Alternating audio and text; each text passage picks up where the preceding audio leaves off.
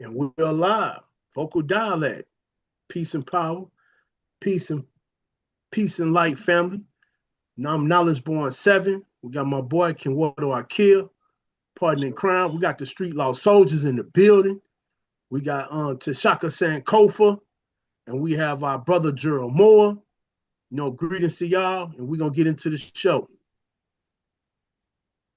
How y'all doing? Like I said, like the brother Nashborn 7 said, welcome to another episode of Vocal Dialect. Like, comment, and subscribe. We're on the road to 500. Help us get to 500 subscribers, y'all. So we're gonna talk about Trump in the national. He's bringing in the DC takeover. He's supposed to hit Chicago next, and after Chicago, he go hit all these other major cities, y'all. And also, tell them the other subject we're gonna talk about, Brother Jared. And we're gonna touch on a general subject about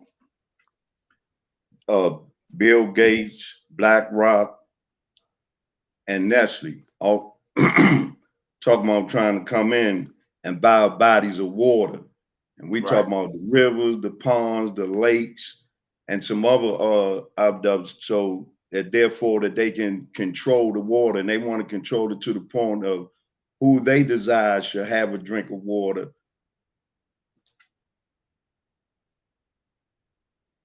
So when they supposed to start the process? Has it started yet? They already started. When you talk about Bill Gates, he was saying that the water is not for human rights. They don't have there's no human rights for the water. BlackRock has spent billions on water reconstruction, so that they can have water flow to different ways. Also, Nestle has started extracting gallons of water from certain areas where there's water bodies. So we're into a situation where we got to understand, when you're talking about people controlling the natural bodies of water and deciding on who should have water and who shouldn't, that, we can do with food. Food we can survive with, but water controls everything, even life. So, and we're talking about plant life also. And with us, how many days can an individual go without water? Not that long, not too many. So in other words, we doomed then, right? That's what it looks like. Now, the thing of it is that we always had this controversy with us against them, and this, and black, white, and brown, and red all going against each other. And when you're talking about a particular group that has come together to have one coalition, is to decipher water, extract water from people, that's as sinister as you can possibly get. Yeah, I know how barbaric is that? I know when you had mentioned a few days ago, I didn't know anything about it until you mentioned it. So I don't think too many people know about this, man. Yeah, I seen it on a video, and it just caught my eye. So I was like, oh man, come on now. They talking about buying up the water now. There's already Bill Gates is taking over, where he's giving he's taking over buying farmland, and we getting that synthetic meat and some other products he then took over, like apple cider vinegar that he had bought from a couple of people. So now, if we're getting all these things being controlled, I mean, where does that leave us at as a people? Not much we can say nor do. Yeah, like I say, we doomed. Yeah, I think we more than doomed. I don't know how to put that though, but that's. So this was a plan. They planned this probably 10, 15 years back, man. Yeah, I think we're feeding us the food, the consumption of, as I said, of synthetic food, and it's not probably not taking its toll as quickly as they expected. You know, the expectations is probably to impoverish us to the point where they alleviate a section at a time. You know how they do everything else. They always sectioning everything off. So they might not be getting the results that they expected they was going to be getting, as far as with other things. So now they had to implement something that's a little more strenuous and a little more attention getting than what the other facets of things that they implement to get rid of us. And I don't think it's just not only us. I just think it's all people, but it's just that. Yeah, it's all people. That's all people. All people.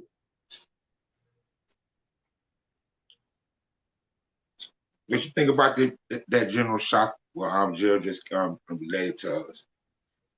Well, I don't never think that we're doomed. However, you know, things may look a little bleak, but only we can doom us. You know, that's the bottom line. And if we, you know, take a relentless approach to dealing with the situations that we have to deal with, now, you know, all of us on this panel, we know for certain what needs to be done and who needs to be dealt with and how it needs to be dealt with. But on a mass level, by our people being so, you know, under the drug of fear, you know, they're able to make these type of major moves. And with the question is, how did Mark Snyder, who we all know, who was the former CEO of Nestle, along with Elon Musk and Bill Gates, you know, BlackRock as well. yeah, and Larry Fink from BlackRock. And see, when you talking about Vanguard, talking about Gates, talking about Elon Musk, and other conglomerates, they're not the only ones. They're just leading the charge on it, but they are definitely backed by all of the major globalists. So when they spoke about that water is not a human right, that they'll be deciding who will have water, who won't, which I think will never happen. It'll happen to a great degree because our people, on a whole, don't even drink a lot of water. So, you know, with all of these GMOs and, you know, the addictions to processed foods, you know, our people think that they don't need water as long as they can have refreshments and sodas and all types of other poisons. It's a purpose for that. It's a sole purpose for that. It's just not about the distribution and rationing of water. You know, it's about what they're going to put in the water to those that they ration it to. You know, so we have to be very, very mindful and very, very strategic into how we approach these sinister plots and agendas that they're trying to push. Because if they get us to accept it and implement fear that we're going to run out of water and all this, once the fear is in, then they're able to move forward with the agenda, you know, which is an attempt at genocide. And I don't like to say all that. I know people be saying that black, brown, red, and white. I don't use that freely because we're the ones that they're targeting first and foremost. Now, all other ethnic groups and races that are in our bracket in terms of poor whites and brown people and whatever, they're just what you call casualties of war, collateral damage, so to speak. So overall, bottom line is, you know, these things are happening to us because we allow them to happen, and they will continue to happen. And you know, when Gerald was talking about how they purchased the water, they probably, like Gerald was saying, they probably already have done the majority of work that needs to be done to control the water. This is why, you know, if you understand the globalists, they will never put nothing out that they haven't already implemented, that's already in progress, you know, or the process of. So, you General know, shock. So it's already in progress. We don't know how long it's been in progress. My Right. thing is, what can we do about it right now? If you know, we talking about water. We need everybody need water just to live. when you look at, they had a documentary out that a white guy who's a whistleblower doing Yeah. a scamdemic called In the Water. What was the That name of the documentary, General? it was called In the Water. In the And water? Okay. yeah, In the Water. It stayed on social media for about a week, and it was taken off. And the guy that was a whistleblower has never been seen or heard from since. And he was talking about how they had put chemicals. The CDC had put chemicals into all the water treatment plants that with the jab, those chemicals. You notice that during the scamdemic that people were getting sick that were quarantined. You know, Right. some people were literally taking showers and testing positive for this. So this water situation has been in place for quite some time now. You know, so but if somebody is ever fortunate enough, hopefully it's somebody in our community that was able to download that documentary where the white, it's called In the Water. In the And water. yeah, it stayed on social media. It was taken off. It stayed on about 8 or 9 days, and they snatched it off. And once again, this guy was never heard of or never seen or heard of ever again. But um, they've been messing with the water for a while. This is why you have all these different brands of water. Right. Deer Park, which is nothing but tap water, which I call deer piss. You got um, and also you have all these different waters. Everybody says alkaline. Everybody says volcanic water. Everybody says 100% spring water and all of these Rainwater. things. So you know, and those are just different ways to manipulate our genetics, man.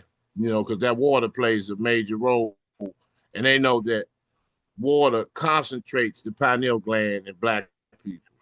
You know, this is why they keep us away from beachfront property. This is why they buy all the beachfront property, and they keep us in these what they call concrete jungles because that kind of calcifies the pineal gland. And I'm quite sure Gerald can attest to that. And all of you probably could. That when we were little, going to the beach was a big deal. You know, it Yeah. was a big deal. And when everybody came back from the beach, everybody was energized and jumping in the water, doing all types of flips, and it was a big deal. It was a major event to go go to the beach, in which we didn't realize actually, through our parents and grandparents and that ancestral energy, that was a ritual to concentrate our pineal glands as children. So, when we look at these things, man, we got to look at it through a critical eye. We got to look at the whole picture. We have to lay it all out and, and see it for what it is. So I appreciate Gerald with that, you know, Yeah. uh, Yeah. this particular topic, which is so Me too. critical and critical, very critical, uh, for us to look at and take a good look at and begin to start to discipline ourselves into you know dealing with these situations. Yeah, Hey, you know what, Shaka, you made a valid point when you talked about you know, not really doomed. Maybe that was a little far-fetched, maybe a little overly stated, but because there are ways of extracting fluid from other things, because you got fruit, you got Yeah. canned goods, you got things that got water in it. You just gonna know how to be able to use it lightly. Because if you consume it all at one time, then you know what? Especially when you get dehydrated. When a person get dehydrated, they taking a lot more fluid than they normally would if they wasn't. Instead of just cleansing the thirst, they cleansing the dehydration. Well, But H3O is the best water that you could get. yeah, right, that's fruit. Yeah, fruit. That's Yep, fruit. H3O. Yeah, Hey, yeah. anybody want to call in and join the conversation? Call in number is 202-417-8604. It's pinned on top of the comments. So if you want to call in the German Shock conversation. What y'all think about the Trump? Well, y'all in DC, so y'all seeing firsthand what's going on. Trump and the national takeover in DC. They say he'll be he gonna deploy the National Guards in Chicago sometime next month. Then after Chicago, they gonna go to Houston, Oakland, LA, New York. What y'all think about that? Well, I haven't encountered it particularly because I don't live in DC. I live in Maryland. You still in So metro area. I haven't encountered it to the point where I can really voice my opinion on it. But what I Okay. have seen from YouTube, TikTok, and some of the other ones, I think that that deployment of soldiers in the particular agencies and forces that go in DC to get crime, as they say, under control.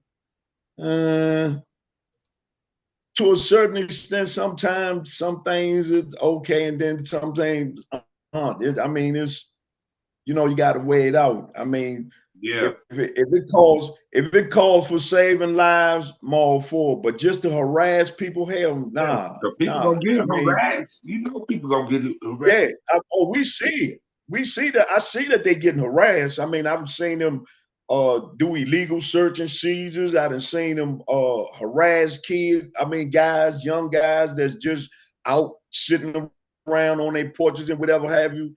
Now that's to the extreme. I think that it should be. How can you say it? I think it should be where they should involve themselves, but involve themselves in the community where they know where the trouble is. Because when we were growing up, as I said before, we had the police in our neighborhoods, but they were officer friendly. Yeah, they used These to cops walk now, the neighborhood. They used to walk the beat, and yeah, they knew the neighborhood. And then, right. but see, These mongoloids now, you don't know what they gonna do. I mean, and then every time you look up, they got their hand on their gun talking about they in fear, but they have come down with a Supreme Court decision that they just can't use force like that anymore. And that's for gun owners. I that's don't what know they say. what they might say because Myron Bowden passed the law in DC. Shaka can expound a little bit more on that about how they talked about they can shoot you in a car and whatever have you with that Pinto. Is it Pinto law or something, Shaka? The Brooke Pinto law. Yeah. What kind of So I laws? mean, Brooke Pinto law. Those what's her name? Her name is her last name is Brooke, and her and Bowser came up with a law, and to that they have a right to if it's a car chase. Just say if you got some people in a stolen car, and they may have the owner of the car in the backseat held hostage. The police have the right to kill everybody in the car, and without being liable for even the innocent people. And it states whether you're innocent or guilty. So the police are the National Guard that they deployed. Huh? The the police or the National Guard that they deployed there? The National Guard. And Okay. now in DC, they've been doing checkpoints, and the way that they're doing checkpoints, and which I discussed about a week ago on one of the shows, that they have these flock cameras, and they were using them today. And these flock cameras they dispense all your information. They know who's in the vehicle, the tag numbers, criminal history of the person, and they had these checkpoints today on 295 in Pennsylvania Avenue. And they were stopping just certain cars based on the fact that they had a mobile unit, a Humvee mobile unit, where they knew everybody that was on the highway. And so they were just pulling certain people over. They let most of the people go, and it went off of people that had, if you have Wi-Fi in your car, it will pick up the signal to the Humvee, and they knew exactly who's who. And so it's just not about them, killing or stopping no crime. Because look at what happened in Minneapolis today. You had a Neanderthal that shot 19 people in the church, killing 2 babies, and wounding 17. So, What is this? this was earlier today. Earlier today. In About DC? about No, 8-9 hours ago. Minneapolis. Minneapolis. About that. Up in Okay. Minnesota. Yeah. Minnesota. Okay. Mhm. And they just, and they just murdered a young man that was on the bicycle in St. Paul. Actually, they shot an AR. The police was inside the cruiser. He shot through his own windshield from the inside of the car, and they shot this young man that was on the bike. He shot. The police he was in the passenger seat with an AR-15, shot through the windshield, and blew this young man's brains out that was on the bike.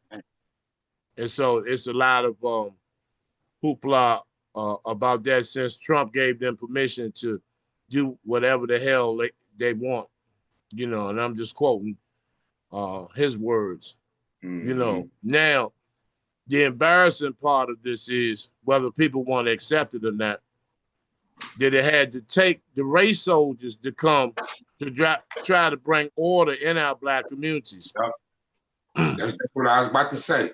Yep. And it's embarrassing. It's embarrassing, and it shows the world on a global level that we can't even contain any type of civil obedience in our communities, man. And so when people hooping and hollering and yelling at the police and all this type of stuff, these, and we got to remember, these officers, these National Guards and ATF, FBI agents and park police, they have no experience in community relations and to dealing with people. All they know is war and tactical maneuvers. So their sense of understanding and compassion is out the window. So this is what I think Gerald or somebody was talking about, these Gestapo tactics that they use, because they look at the Black community now in their eyes, as another third world country being a war zone, and they have to occupy the community, and they've done a lot of unnecessary brutalization of a lot of people. 71% of the people that they arrested had no prior criminal history, no arrest record whatsoever. 71%. So that says a lot to, the IQs of a lot of these race soldiers. And once again, I had mentioned before that the community relations between the DC Police Department and the communities, that has gone. That's out the window, because a lot of them been flexing up, bossing up, faking, and they have destroyed any hopes of community relations with our people and our communities. So they're going around and they're test driving this and which is the King Alfred plan. They're hoping that they can poke the bear and create civil unrest. You know, You had took the words right out of my mouth, but I think we had talked about it a couple of days ago. No, at some point. and see, look, that's what they want. They want that. They But want look, us to be at odds with each other. But see, right. at some point, we got to hold ourselves responsible and talk about the black man in these communities, because we see all this violence right there in the neighborhood, and we don't do nothing about it. Nothing. We need more. We need more mentors to be accountable for things that happen in the community. But at the same time, we really have to stick together, because we're not giving that first shake where we can move strategically in our own community. Lack of resources. You know, I had a conversation with a brother, and he was saying that I said, when some Africans come here, or Africans come here, they get money. They get, the government get them money. He was saying them Africans come here, they don't have no money. You know, so I talked to another guy. He is an African, and he said certain countries, the United States do get them money when they come over, whatever. He said, but for the most part, they come over, and they force their way in the country. But we never had resources in. Back when I was coming up, we never had resources, man. But never had resources. The older brothers, man, we was doing something wrong, man. Come on, man. You know, it was a wrap. And then another thing too, overseas. Yeah. Oh, we're not standing up. Another thing too, overseas, they're taught about us. So they're taught about financial literacy and stuff like that. As we grow up, we're not taught about financial literacy. Don't forget, our curriculum system is controlled by some of the people who so-called run the world. But at the same time, we do have to take some accountability, and we do need to stick together. If you see someone young, you know, damaging property, or not being civil in the community, you know, talk to the brother. Right now, we have to do a lot of talking, because they're initiating this thing like it's so much crime, so much violence. And believe it or not, in some of these parts, crime is actually dropping.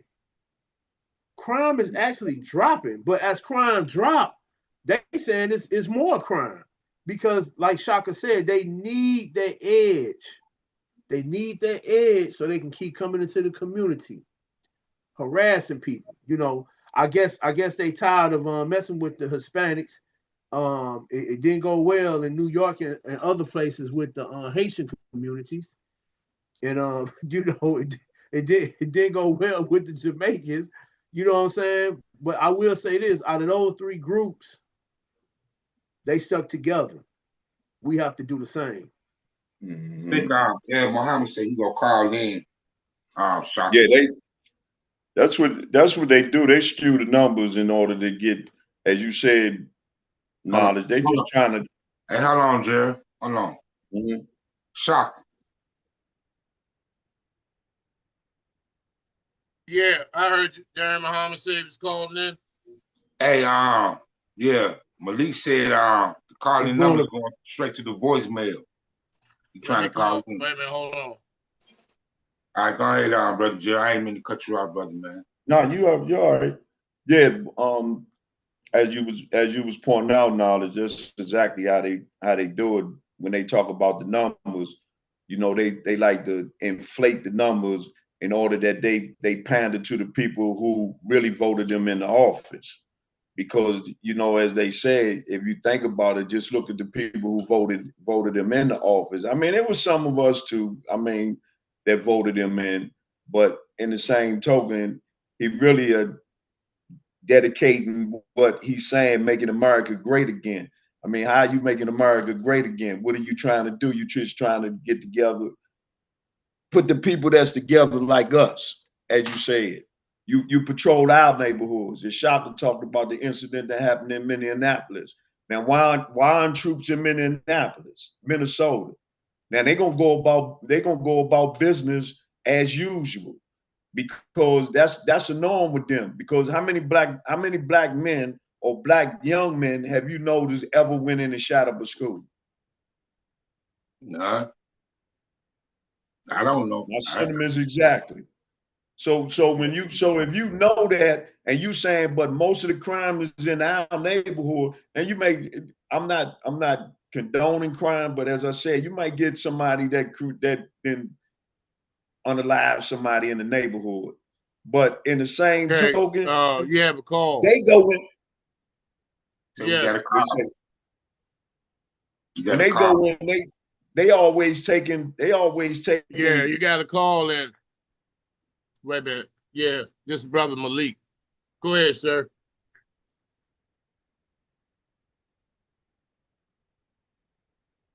Can y'all hear? No. Wait a minute.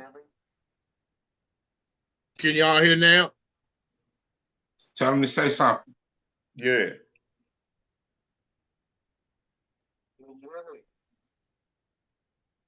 No, can y'all hear him? Nope. I can hear him clear. I can't. No, can't hear the brother. Can you hear me now? Yeah. Yeah, they can hear you. Brother Malik. What's up, brother Malik? What's going on, Brother Malik? I'm feeling better. I just wanted to add that what you guys talked about with the National Guard coming into these various cities, I wanted to just piggyback off of something that the general said in regards to that. From my limited communication over the last few days, as well as a little bit of TV watching I've been doing.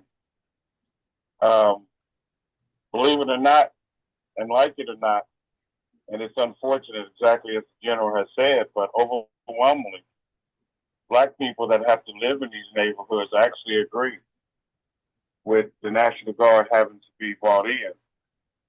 However, as the general clearly explained, they don't leave out the fact that it's also very disappointing that we have to have folks like the National Guard come in a threatening manner and serve as what we call overseers.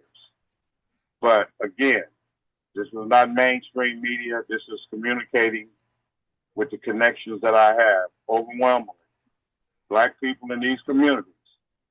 It's unfortunate. Got to take the good with the bad. It's unfortunate, but they agree with what Donald Trump is doing. And I just want to add, because most of them feel, obviously, the local police departments or sheriff or whatever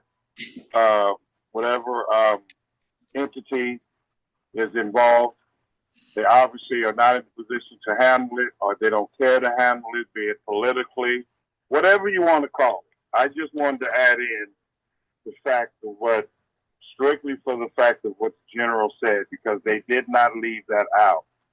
It's a shame that we will act up and stand at attention and be at our best behavior when we had a white man come in, because we don't have enough respect. Or like Natural Born 7 was saying, or we don't have enough old schoolers like you all and those that raised me to step up and be an example, be a guidance, and to put their foot down. So I'm not a proponent of, police harassment and government and all of that, but the people have spoken. It's all over YouTube. It's all over most social media platforms. If the people are telling you the truth, that overwhelmingly, including here in the Bay Area, Black people that have to live in these cities. I'm not talking about outsiders and agitators. I'm talking about the grandmothers, the disabled, the women, the men, the children that's scared to go outside, can't get out their front door. They figure some discipline is better than no discipline. Because once again, it'll get a lot worse before it gets better, unless something is done. And obviously, Donald Trump, whoever whoever has decided that the best way to handle it is to bring in the National Guard. That's what they've done, and the people aren't complaining. And as long as the people that have to live there are complaining, I don't see any let up whatsoever. And keep in mind that Donald Trump is always going to challenge any and all politicians. So the mayors and the governors, they are absolutely irrelevant, especially. So when he made that statement about black women telling him to come to Chicago, I've seen evidence on it. You guys know I've been dealing with this vertigo, watching TV, listening to the radio, very limited talking on the telephone, and this is what I'm hearing, including from my sister Lydia. It's unfortunate, brothers and sisters, but it's necessary, and it is bringing in results. So if we can't take care of ourselves, y'all know in life, in any category, something or somebody else will, and this is what we are witnessing.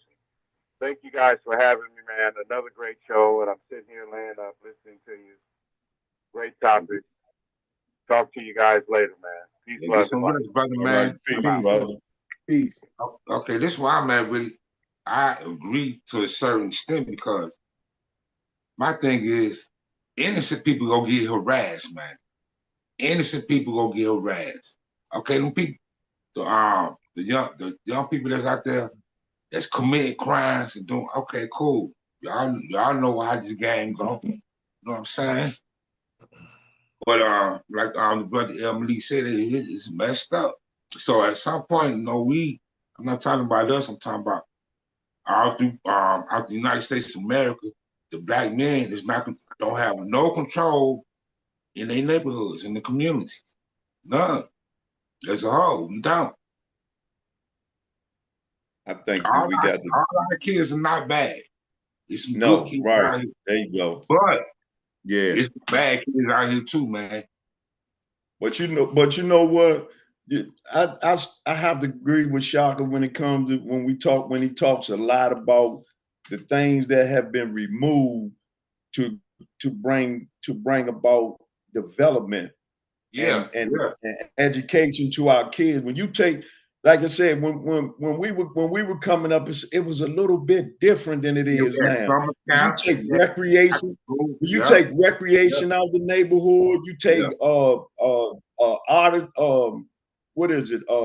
Dancing and art out of the neighborhood. Yeah, learn how to take the sports out of the neighborhood, and you only give them all of that. Yeah, music. I mean, things that gave kids challenges. When a kid, come on, we know we come up, we got chromosomes that you have to burn those off.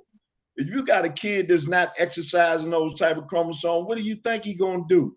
He's gonna be mischief, and mischief brings on debauchery. So the only thing that we have to do is that it may take some of us to get together in the neighborhood as men, grandfathers and fathers, to get together to bring about some type of structure for them. Because if they don't have no infrastructure, you won't see them collapse. We used to have exactly. We don't right, have that exactly. So that's the whole point that I was trying to make. We're not standing up. Right. That's what I'm talking about. We should get together, some of us in the neighborhood, to do that. Some of us not going to do that because they're going to say the kids need to take care of themselves. We never had that. We never was given that type of nonchalant type of attitude. No, never. People were more like fathers took an interest in what their child was doing. The coaches took an interest in what you were doing. They tried to talk to you enough to keep you in school, but it's the choices that some of us made. But in the same token, it was there. Those particular entities were there to help to solidify a growth period for you to be able to develop and actually become consensual adults. But now we don't have that. We don't have it like we used to. So now it may take us, as they saying, you just said it, Ken. You said if we're not going to do it, who's going to do it for us? So now we should take an initiative to implement something that's going to help out the kids. There's a lot of brothers that don't really care. The only thing they care about going to work, making their money, and driving off in their Benz and they little what? Yeah, they'll care in a little while. Let them keep doing the devious things that they doing. They'll get it. They'll get it eventually. But you said, you know, y'all made the point about um the removal of all the resources in the community. Yeah. You know, the trade and vocational schools have been removed. Um, and then the job market has been closed to black men. Dismantle. And so you Dismantle. know, and if you dismantle the black man out of the community, you dismantle the whole community. You dismantle the family, and then you know, and then you replace that. You know, you put the woman and the children. You have them in a mental and economic submission to the government, and so they're willing to, you know, eliminate the black man out of the family dynamic. And so because the government becomes the parent, the government becomes the father. And so when you got masses of our black men in the street dealing with depression, dealing with low self-worth, feeling less than because they're not able to be men and being providers in the black community, then this is where the drug subculture escalates. This is where violence and crime The music, and the music is a big influence too, and they push that music. the music is, yeah, that's primarily for the children to Mm-hmm. reinforce that their fathers are not nothing. Because when you look at sports, every time a young black man gets drafted to the NBA or NFL, there is no fathers in the picture. And the fathers that be in the picture have been scrutinized or taken out. James Jordan, Tiger Woods' father, Serena Williams' father, and the whole nine. So you know, when you remove that, and then our people have lost the courage, you know, to step to the people that are cancers in the community. You know, during the '60s in Oakland, the Black Panther Party, they were pushing drug dealers, you know, out of the way so the elders and children will be able to play at the playground safe. The elders be able to go to the store without getting their purses snatched. And you had other groups. You had El Rook and you had Black Peace Stone Rangers. And you know what's so funny about that, those shockers?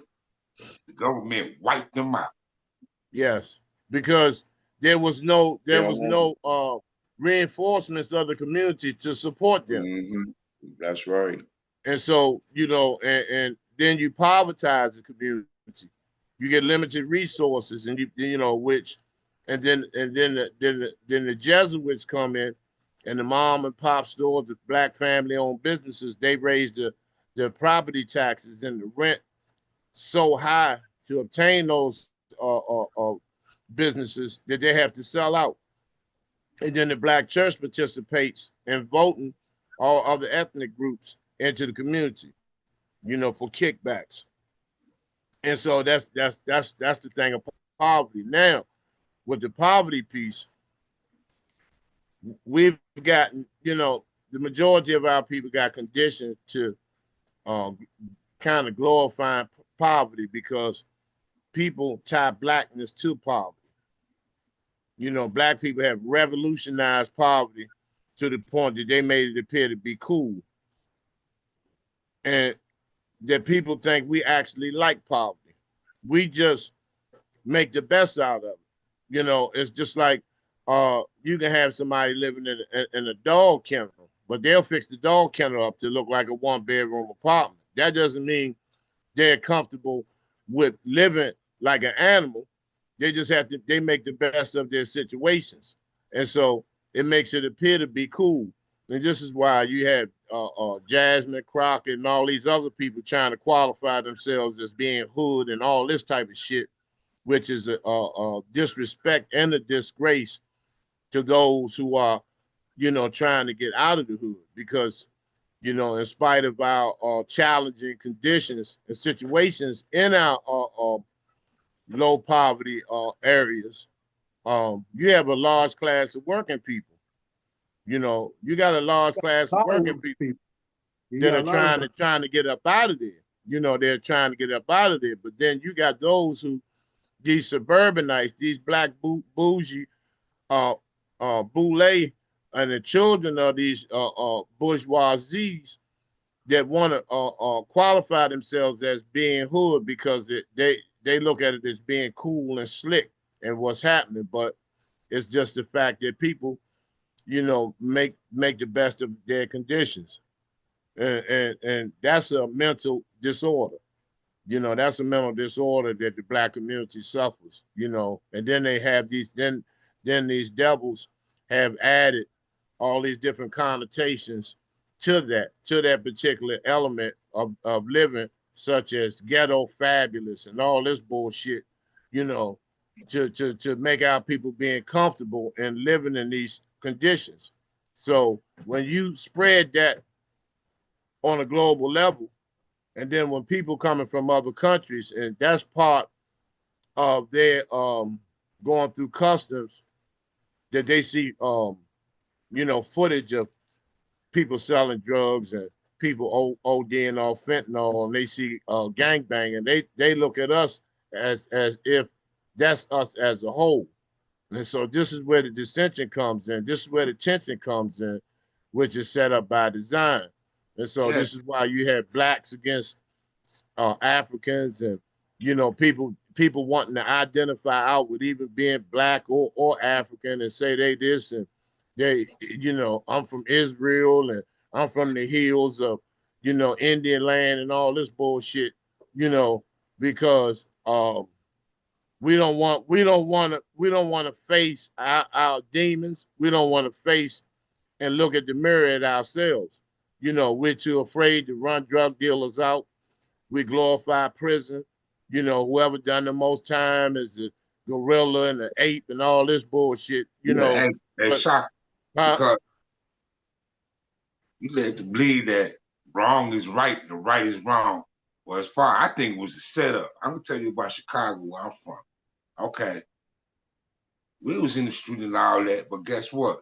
We had all the brothers to check us. You know what I'm saying? They threw down like 50 schools in Chicago. They got rid of all the brothers. You know what I mean? For example, Jeff Ford, they ruled to keep things in order. You know what I mean? So I think it was a straight setup. And all the people that was in all the projects, all over different neighborhoods on the south side of Chicago. And guess what?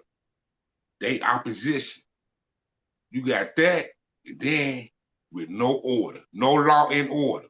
We was coming up, we had law and order.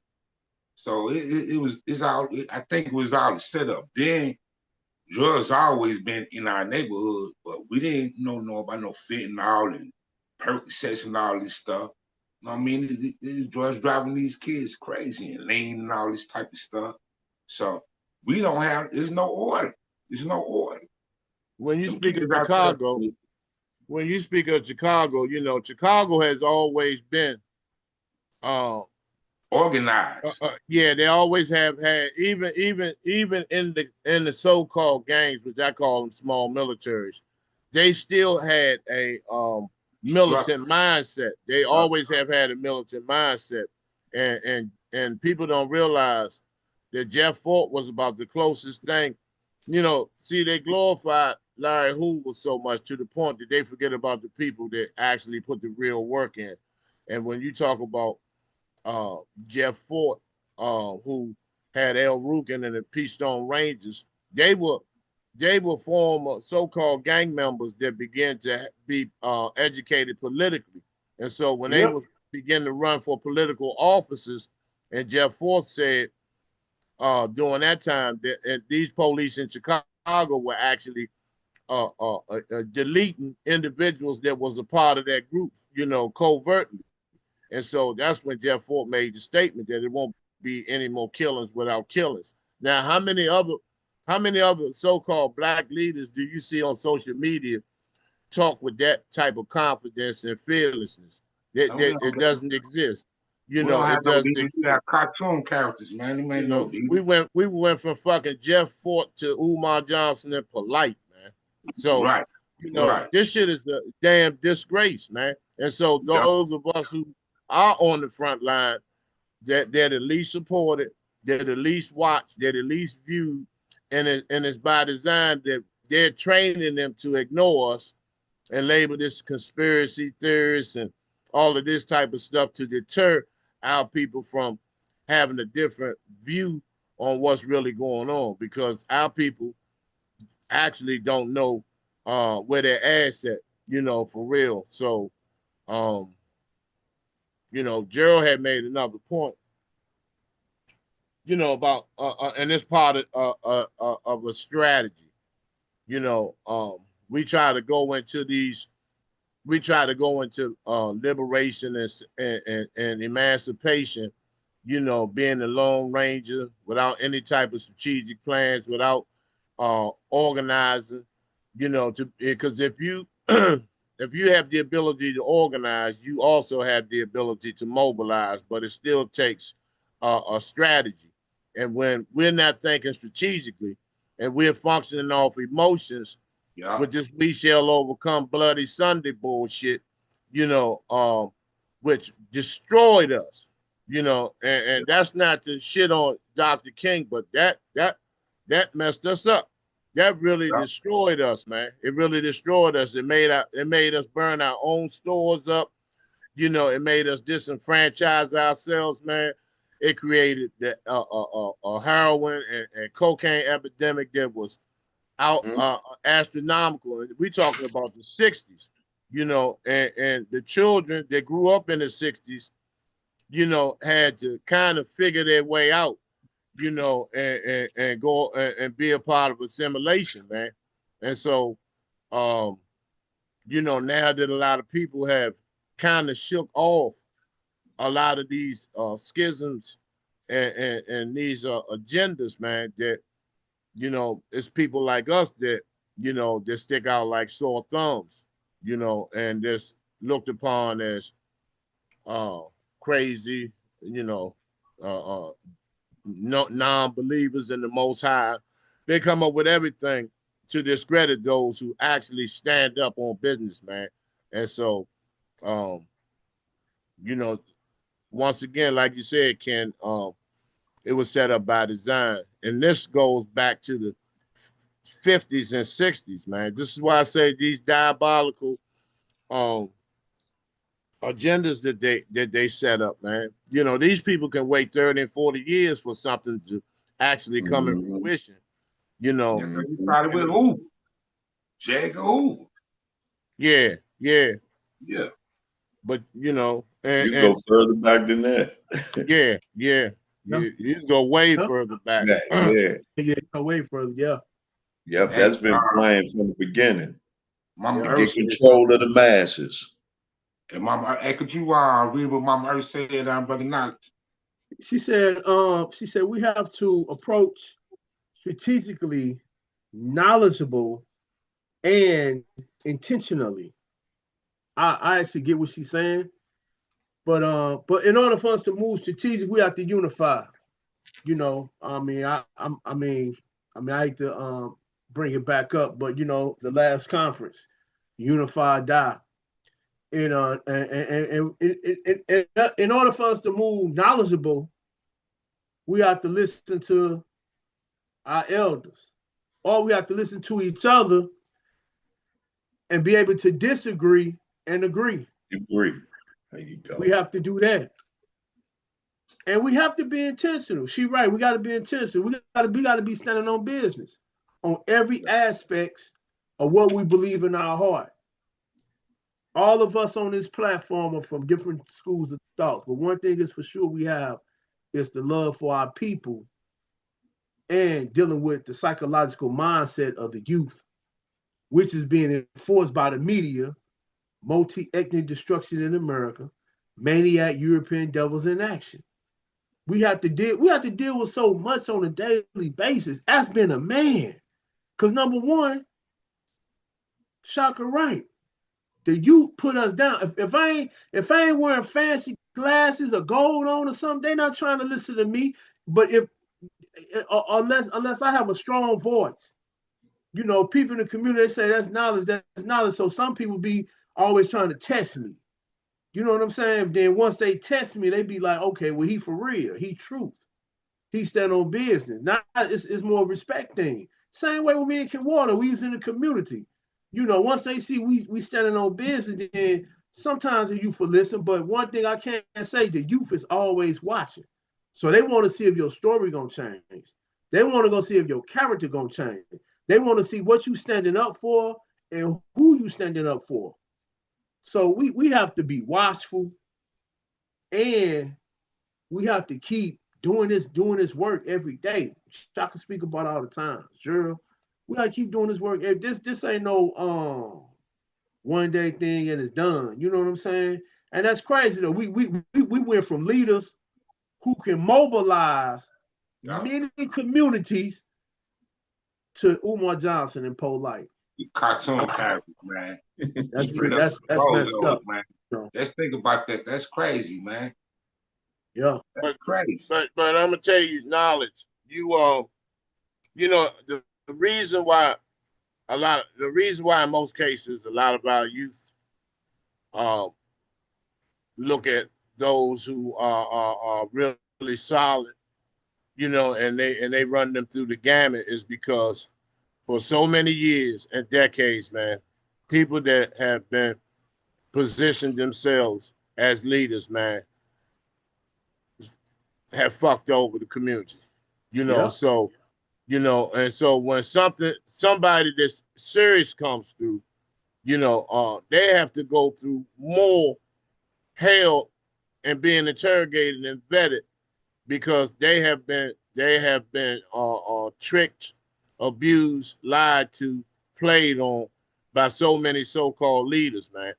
So-called leaders, you know, and you can always, it is unified now, but everybody is not unifiable. And we have to understand that. When we say that unified now, that we all need to get together, that's a myth.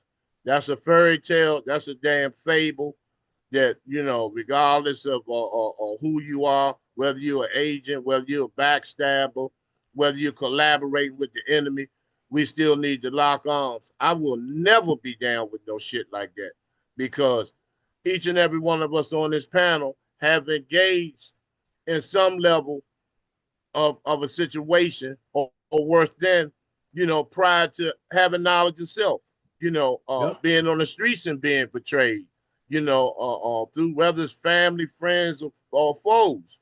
So, you know, and this is where, you know, like you said, knowledge, just standing on business, constantly standing on business to the point where people actually say that you certified. It's just like in the streets, man. It's just like in the streets. You know, people, you'll get tried and tested. Some people have to prove their loyalty through being arrested and not snitching and being interrogated and, you know, even taking bids for people and standing on business. So it's the same way. It's just a different vibration, different positive divine energy that we're functioning on now in order to reach those who are willing, you know, to lay it all down on the line because Black liberation is not a fad. It's not a holiday. It's not a dress code. It's none of that, man.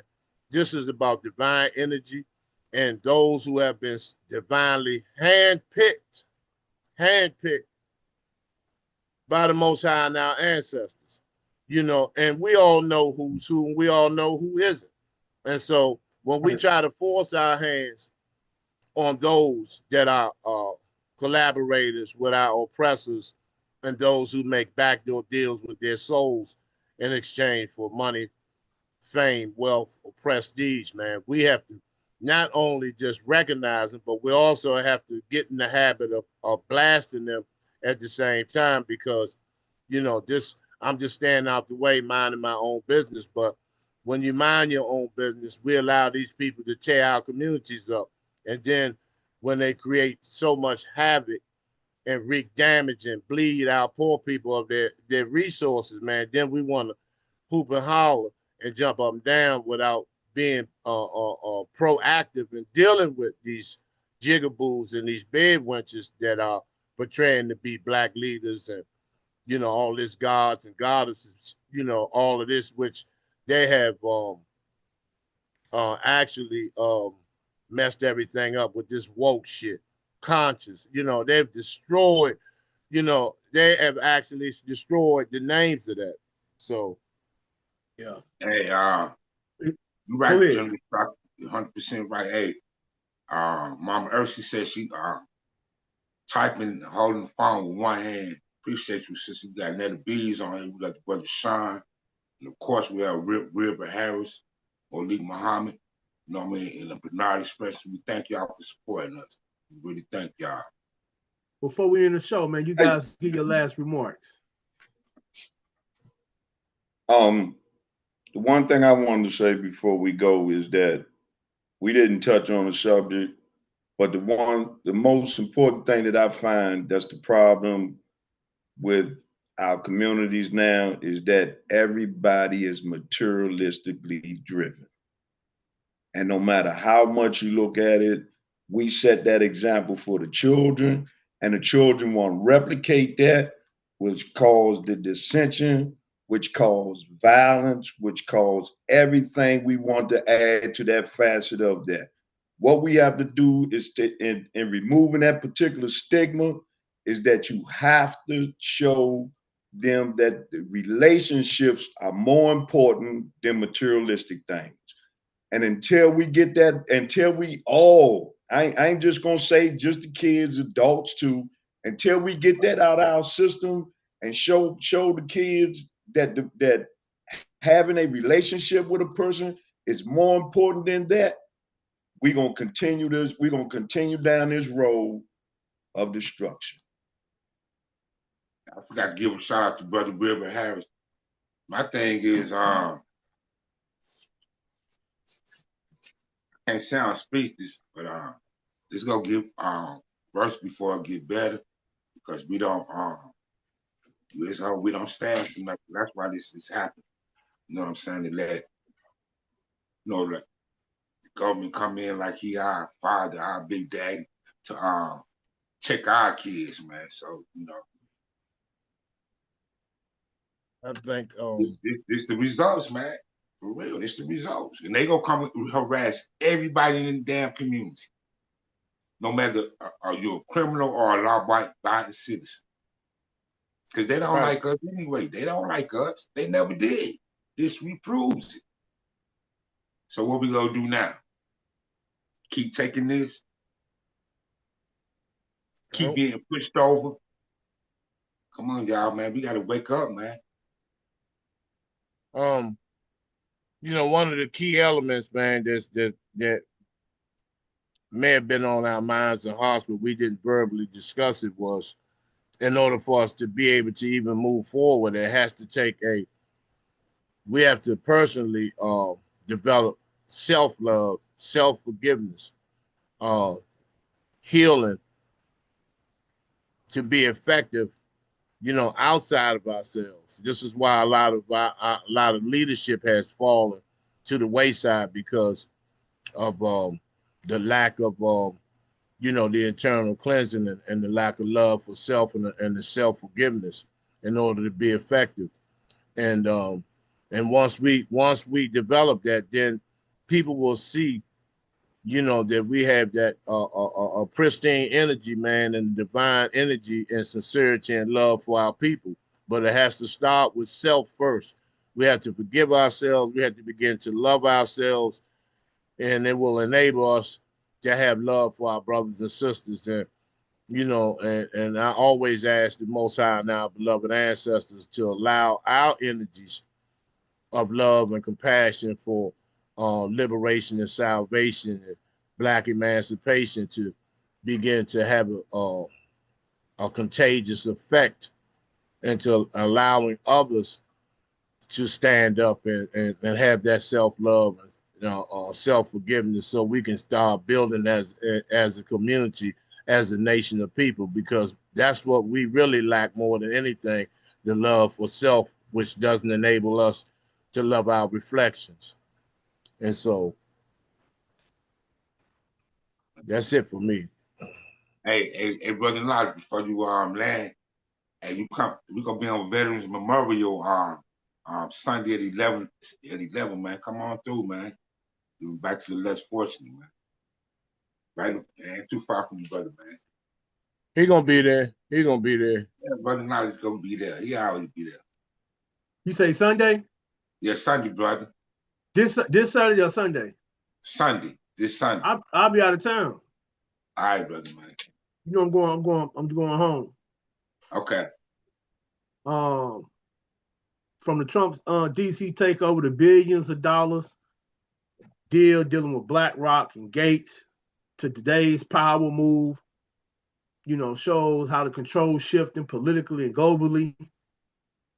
While the elites fight for dominance, Black communities continue to battle for healing, justice, real freedom, generations of trauma. We also got drama in our communities as well too. It kind of like torn us to a psychological core. Yet we are resilient, and the true struggle isn't about who controls cities and ports.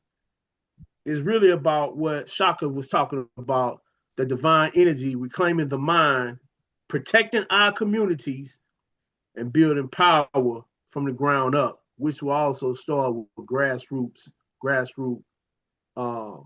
foundations. I know we got to continue to fight for peace, power, and purpose. But to sum it up, you know, for this particular show, you know, it does start within. It does start within. Shaka, you coming on tomorrow, Friday? Tomorrow night, live and uncensored. Tomorrow night, you guys go follow the General T. Shaka Sankofa on Facebook. He will be live tomorrow. And we will see you guys next week. You know, peace and power, peace and light. Everybody who joined, everybody who commented, and everybody who still believe in us. We appreciate y'all, for real. Peace.